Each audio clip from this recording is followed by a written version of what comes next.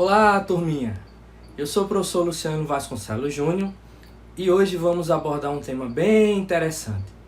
Vamos tentar entender quem eram e como viviam os povos que habitavam fora das fronteiras do Império Romano, conhecidos como povos germânicos, e aos quais os romanos chamavam de bárbaros. Para começo de conversa, gostaria de lhes propor a seguinte dinâmica. Com o seu caderno, imagine que você está de frente a um espelho. Você vai anotar numa folha dele as impressões que você tem de si mesmo ou de si mesmo.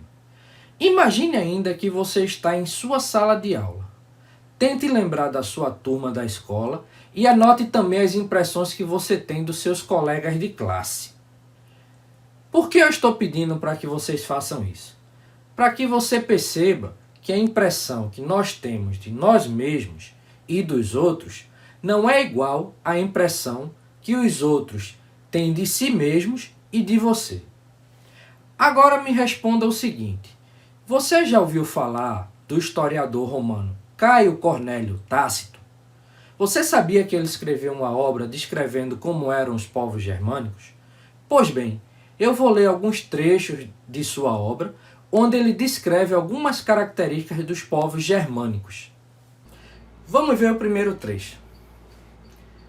Toda a Germânia está separada dos gauleses, retos e panônios pelos rios Reno e Danúbio, e dos sármatas e dácios pelo Medo Mútuo e pelas montanhas. O oceano circunda as demais regiões, abarcando amplas baías e vastidões insulares, das quais algumas gentes e reis se tornaram recentemente conhecidos, pois a guerra os revelou.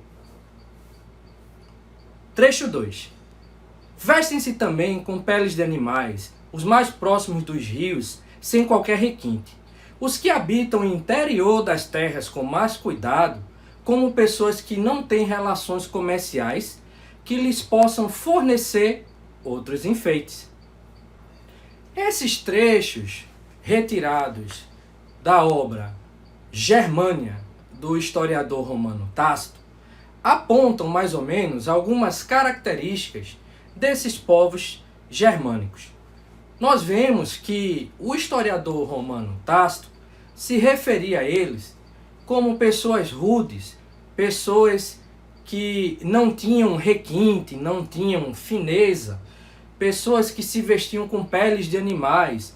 E devido à forma como esses povos se vestiam, à forma como eles falavam, e pelo fato de que não possuíam a cultura greco-romana, os romanos passaram a se referir a eles como bárbaros.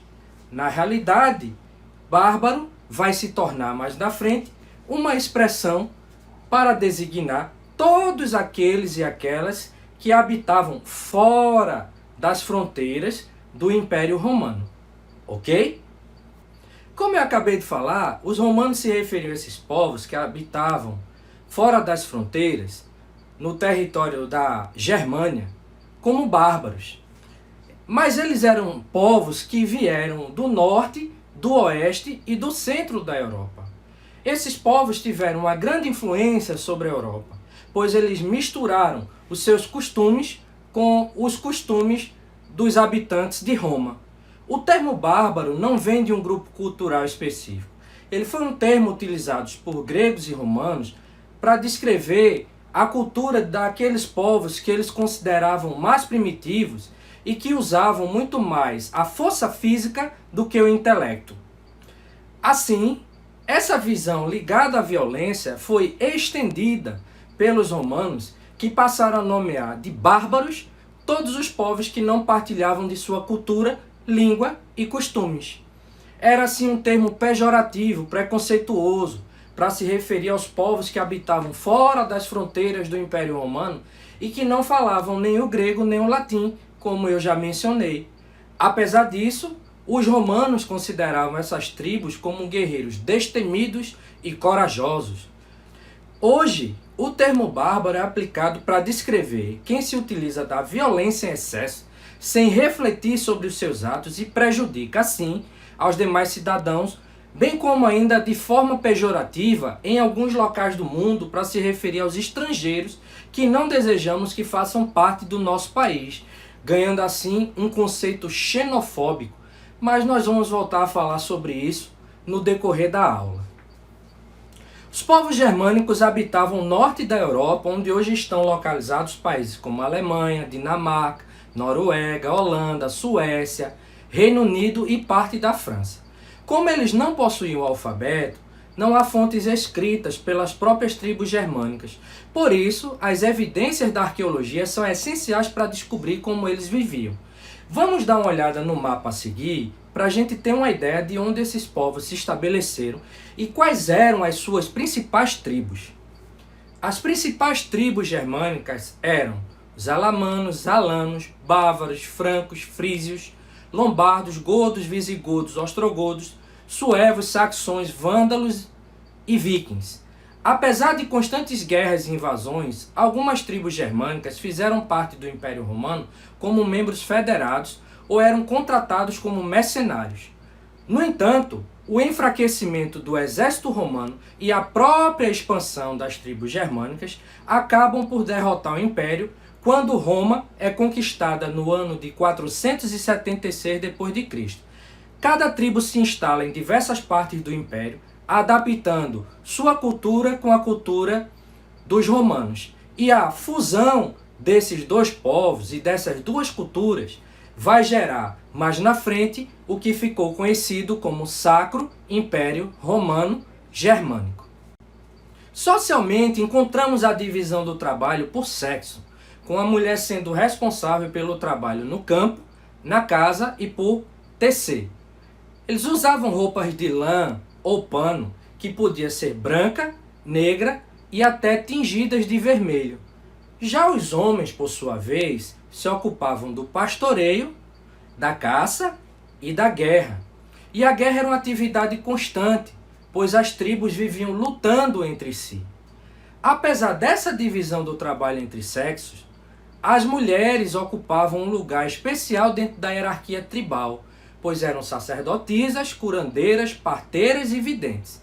E politicamente, antes da consolidação dos reinos germânicos, após a queda do Império Romano, a organização das tribos não possuía hierarquia rígida. Os reis, os chefes de guerra e os sacerdotes tinham um poder circunstancial e baseado no consenso. E era comum as decisões serem tomadas por unanimidade através de aclamações em assembleias de homens livres. O grupo familiar era muito solidário e responsável coletivamente, especialmente para exercer a vingança ou pagamento do Vergeld. Esse consistia numa característica marcante do direito germânico. Se uma pessoa fosse morta ou sofresse algum ferimento, o clã podia fazer o mesmo com o agressor. Caso o Vergeld não fosse concretizado, as tribos contraíam uma dívida de sangue com o outro clã. Assim, como podemos observar, esses povos tinham estrutura política, organização social e costumes diferentes dos que existiam e vigoravam no Império Romano. Juntaram sua cultura com a cultura dos romanos e, mais na frente, com a incorporação da mentalidade e ideologia cristã, nós temos a base do pensamento medieval ocidental. Outra coisa para falarmos é que, assim como os romanos viam os germanos com preconceito, se referindo a eles como bárbaros, ainda hoje vemos determinados grupos sociais ou povos tratarem povos diferentes com o mesmo preconceito. Isso se chama xenofobia. E casos assim são vistos no conflito entre indianos e muçulmanos, por exemplo, na região da Caxemira. E até mesmo aqui no Brasil, quando nós temos casos, por exemplo, onde nordestinos são tratados de forma preconceituosa por habitantes de determinadas regiões do Brasil, como o Sul e Sudeste, por exemplo. Nós temos que discutir essa questão e combatê-la, porque combater a xenofobia é combater conflitos que, em sua maioria, são causados por relações de preconceito. Mas isso é um tema para uma outra aula. No mais, ficamos por aqui e até mais!